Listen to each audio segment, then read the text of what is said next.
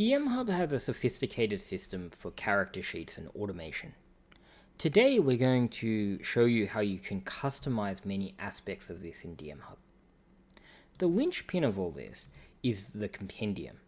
The compendium is like a digital book which contains things like all of the classes that appear in your game. It allows you to edit the rules for these classes, as well as add new classes and so forth, and it does the same for just about everything you can imagine in a role-playing game, like your backgrounds, your races, your subclasses, and so forth. And then even things like, say, currencies, and then things like all of the skills that appear. So here we see a list of all of the skills, and you can click on each of them, and you can customize all of the relevant abilities around them. And we'll show an example here that if we wanted to, say, add a new skill, I'm not sure what new skill we're going to add. Maybe we'll call it architecture, and it's based on your intelligence, I guess. And then this has passive, allows you to, if you check that, it would mean that that's for things like perception, where you have passive perception. And then you can also add specializations, which is like, for instance, bears in D&D have advantage on perception checks that involve smell. So for perception, you could say that has a specialization called smell to mark that a bear possesses that specialization. Once you've added this, if you go to your character sheet, you'll see that your character now has architecture, and this should work perfectly just like any other skill. It'll also show up over on the right. We'll see that sometimes when you change things, it doesn't update immediately, and you have to press F5 to refresh. That's because updating in the compendium is a pretty rare event, so we don't always update everything immediately. You'll see that we have architecture there now. You can also modify some things in the compendium, like the what we call the global rules of the game. So every character has things like dash, and that is done using a global rule. So we'll see that there's this dash global rule, and this says it applies to all creatures. We could you can very quickly disable global rules. So if we put disabled, we'll see this character instantly no longer has that, and nobody does because that global rule has been disabled. So you can, if there's sort of any kind of standard actions that everybody gets, this is a great way to do it. And we also implement things like critical hits are done this way. So critical hits are done as an attack damage modifier. This is something called a damage modifier in DMHub that you can set up that modifies damage rolls. So all creatures get this whenever they do attack damage, only applying to critical hits. It will modify the roll using this formula, which basically doubles the dice used on the roll. So you could modify this to make critical hits, for instance, work differently in your game. Or I once played a game where we had a rule where all character damage used exploding dice. So if you rolled a d8 for damage and you rolled an 8, you would get to roll again. And if you rolled another 8, you get to roll again. And you could very easily do that in DMHub if you wanted, using a global rule like this. Now, there are, of course, some things that you can't add in here, and I'll admit that a slightly embarrassing one is that you cannot currently add new attributes using the compendium. And this is just basically because we haven't gotten around to it yet. We will do it. But it also gives me an opportunity to show you how you could do something like that.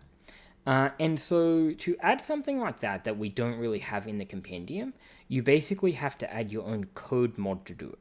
Code mods are programmed in Lua, and Lua is a programming language designed to be what I call a gentle ramping language, meaning that it has a real gentle ramp so that you can start off by doing some really easy exercises to start with. So even if you've never coded before, I think with some determination, you would be able to do this.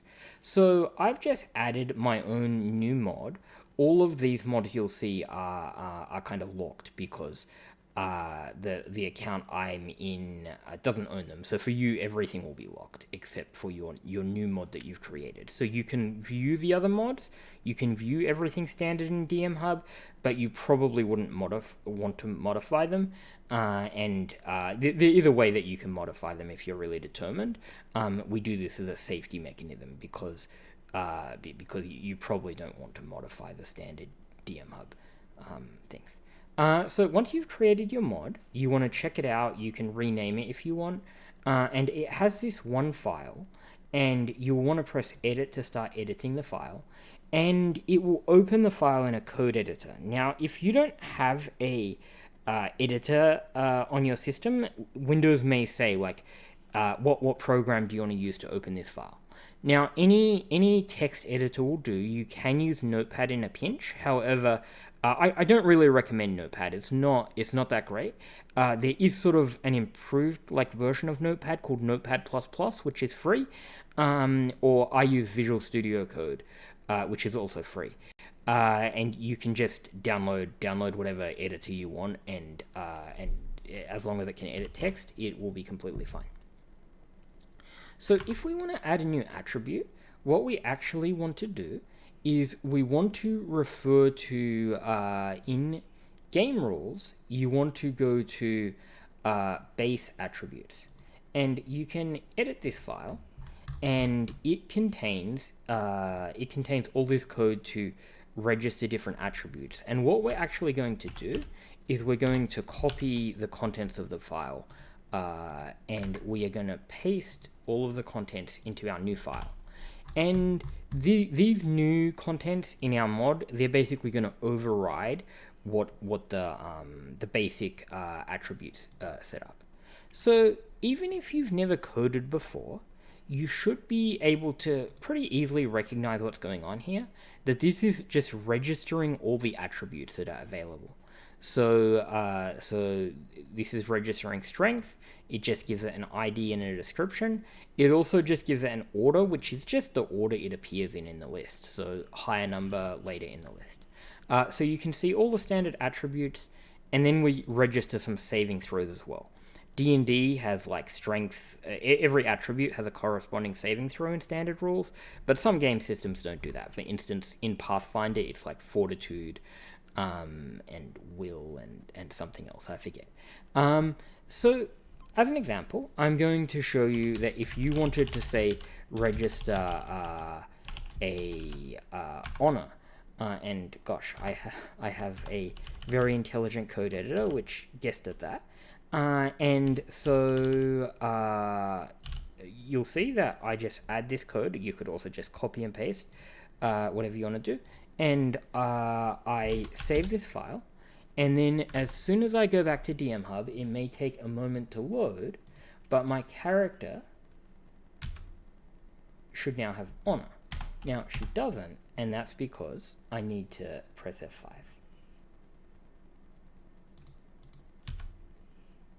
And now you'll see that she has honor, and this is a new attribute, and it works like anything else. We could now assign skills that use this attribute, or do anything else that attributes do.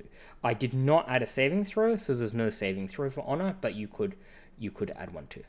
So that's how to add an attribute. Very similar to that, and if you want to do more customization of your game, what I can recommend in the DMHub game rules is go to this D&D 5e right at the bottom.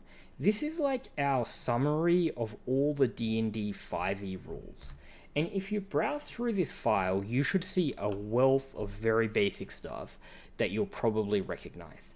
So, for instance, this tells us that the base attack roll is a 1d20. So anytime you attack, you roll a 1d20 to see if you hit. So if you wanted to change the game system, so if you want to customize your rules, just copy this entire file, put it into your own mod, and just start modifying things. You could change the attack roll, the skill roll, what's used for saving throws, or we have a thing for flat rolls, which is used in Pathfinder 2e. And then we have a thing which calculates what your death saving throw roll is, and it actually like gives you a creature, and you could do a more sophisticated formula in here for what a death saving throw roll looks like. This calculates the attribute modifier. This is a little more complex. So as this up here says, we've tried to comment this file. So these are comments that tell you what things do. So in D&D, an attribute modifier is such that like a 17 gives a modifier of +3. So this little bit of code here is what calculates, given an attribute, what its modifier should be. And then we have some control of how initiative is rolled. You can choose. Some game systems, lower initiative is faster, some higher initiative is faster. There's some, this is a thing for how to calculate the attack bonus. And it basically chooses, should it be based on strength or dexterity, or you could make it based on something else. So we can see that this does the D&D thing where it says if the weapon has the finesse property, and your dexterity is greater than your strength, you probably wouldn't want to use that if your strength was actually greater. And then some rules about whether it's a melee weapon and whether it's thrown and so forth. So you'll see in here there's a lot of different rules. This is how many spell slots you get for each level, and so on. And here actually we have all of the attributes. So you could, if you wanted to do a whole new game system, you could pull in the attributes here and just modify them. And then we have even more. So some of it is a lot easier to understand than others. Here we have a thing where, like, when you attack in D&D, there's basically 3 possible. This sort of gives the sort of outcomes of an attack. So you can miss, you can hit, or you can get a critical hit. And this tells you what you need to get each. And gives some control over like the consequences. And in say Pathfinder 2e, it's slightly different. So this allows you to customize all that to your game system. And again, some of this, if you're not a very experienced coder, or even if you are but you just are not that familiar with DMHub yet, some of this will make a lot more sense than others. But you can kind of like just pick out the parts which make sense to you, and modify those parts, and probably stay away from the parts which look like they're a little too much, until you understand them. And you can also ask, and we'll be happy to help you out. So here we have like D&D officially only has you're proficient or you're not, but it basically has these proficiencies where you're half proficient, which is mostly the Bard's Jack of all trades ability, and then it has expertise, where some classes like the Bard and Rogue get that. So we say that there's these different proficiency levels that go in your character sheet when you have a skill. So yeah, you'll see that there's a lot in here that you can customize, and it really lets you do a lot to customize your game system.